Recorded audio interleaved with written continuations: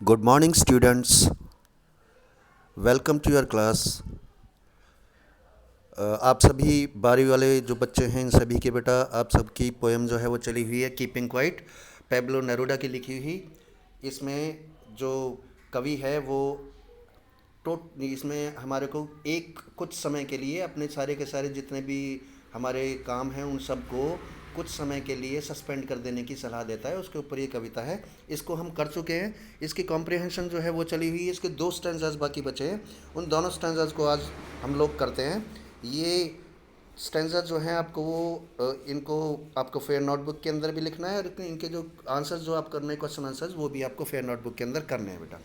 देखिए शुरू करते हैं ज़रा। यहाँ से शुरू होगा ये। What I want should not be confused. जो मैं कहना चाहता हूँ उसके बारे में कोई संदेह नहीं होना चाहिए, कोई शक नहीं होना चाहिए, मतलब कन्फ्यूज़न नहीं होना चाहिए। With total inactivity. Total inactivity, total मतलब संपूर्ण, इनएक्टिविटी निष्क्रियता। मेरा अर्थ संपूर्ण निष्क्रियता से नहीं है। मतलब मैं ये नहीं कहना चाहता हूँ, मैंने कहा है कि भाई अपने कामों को कुछ समय के लिए सस्पेंड कर दो, मतलब रोक दो। तो मेरा अर्थ सारे कामों को रोकने के लिए नहीं है, संपूर्ण निष्क्रियता से नहीं है मेरा अर्थ। संपूर्ण निष्क्रियता का मतलब ये नहीं है कि मतलब मैं ये कह रहा हूँ कि आप सांस लेना भी बंद कर दो, इससे तो हमारी मृत्यु हो जाएगी। तो वो नहीं कहना चाह रहा हूँ मैं। Life is what it is about. जीवन वही है जो इसका अर्थ हुआ करता है, यानी जीवन जीने का नाम है। I want no truck with death. मैं मौत से कोई लेना देना नहीं रखना चाहता हूँ, मेरा मौत से कोई लेना देना नहीं है। नो ट्रक विद का मतलब है to have, nothing to do have with, nothing to do have with, कुछ लेना देना नहीं होना, nothing to do have with. तो मेरा मौत से कोई लेना देना नहीं है। If we were not so single minded, काश के हम इतने ज़्यादा दृढ़ संकल्पी ना होते about keeping our lives moving, अपने जीवन को आगे मूव करने के लिए, आगे बढ़ाते रहने के प्रति। काश के हम अपने जीवन को आगे बढ़ाते रहने के प्रति इतने ज़्यादा दृढ़ संकल्पी ना होते, यानी कि हम ये ना सोच के रखते कि हमें जीवन जीना है और उसके लिए कुछ ना कुछ करना पड़ेगा। तो काश के हम ऐसे ना होते। एंड फॉर वंस, और एक बार के लिए, कुड डू नथिंग, काश के हम कुछ ना करते। तो यहाँ तक बेटा एक हो गया है स्टैंजा। दूसरे वाले को देख लेते हैं। Perhaps a huge silence might interrupt this sadness. काश के परहैप्स शायद ये एक बड़ी शांति, ह्यूज बड़ी, साइलेंस शांति, चुप्पी, काश की एक बड़ी शायद ये बड़ी चुप्पी माइट इंटरप्ट दिस सैडनेस, इस दुख को शायद रोक दे।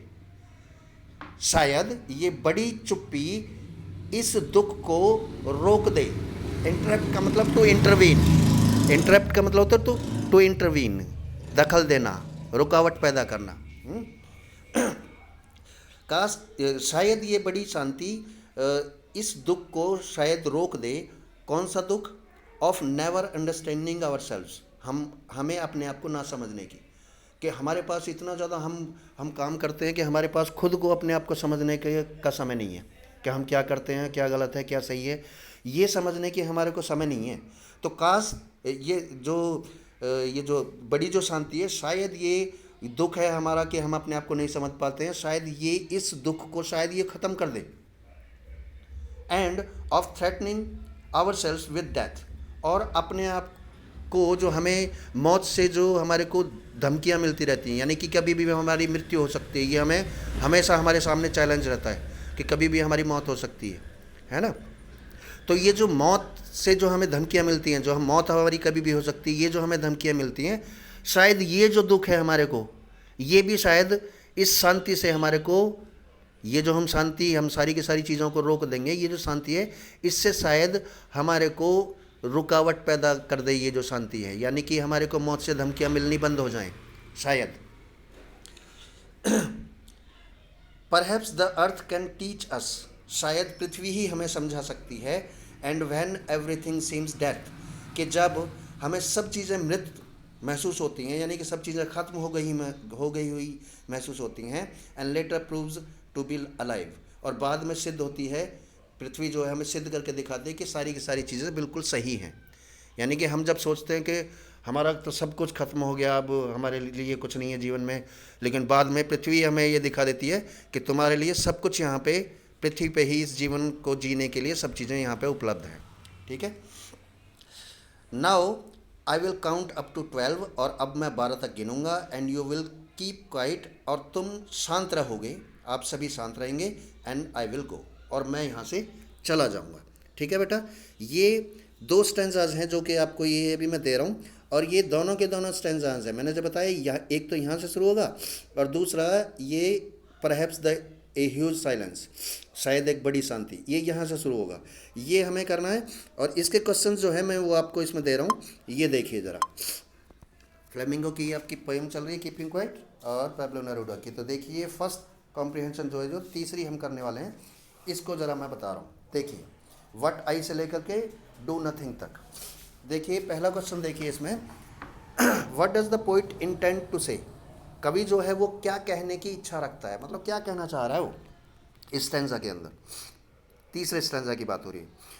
whom does the poet want to have no deal with, कवि जो है वो किससे नाता नहीं रखना चाहता है, किससे उसका लेना देना नहीं है।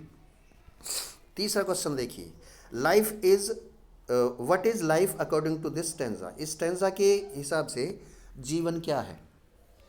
चौथा क्वेश्चन देखिए, what kind of confusion does the poet not want, कवि जो है किस प्रकार का कन्फ्यूज़न, संदेह जो है, शक जो है वो नहीं पैदा करना चाहता है। ठीक है। और डिटरमेंड यानी दृढ़ संकल्पी, इसका आपको सिनोनिम जो है वो ढूंढना है। अब फोर्थ जो स्टैंजा है इसको ज़रा देख लीजिए, परहैप्स से लेकर के शुरू होगा और विल गो तक है ये। तो पहला क्वेश्चन देखिए, what will end our sadness of life, कौन सी ऐसी चीज़ है जो कि हमारे जीवन के जो दुख है उसको ख़त्म कर देगी। दूसरा question, what does the poet से इन द एंड, कवि जो है वो अंत में क्या कहता है। तीसरा क्वेश्चन देखिए ज़रा, what kind of sadness do we have in our lives, हमारे जीवन के अंदर को किस किस प्रकार के दुख हैं। चौथा क्वेश्चन देखिए, what lesson can the earth teach us, पृथ्वी हमें कौन सा पाठ पढ़ा सकती है। और पांचवा क्वेश्चन जिसका सिनोनिम ढूंढना है वो है इंटरवीन, दखल देना। ठीक है बेटा, ये आपको करने हैं, ये आपका होमवर्क है। Have very good day, bye.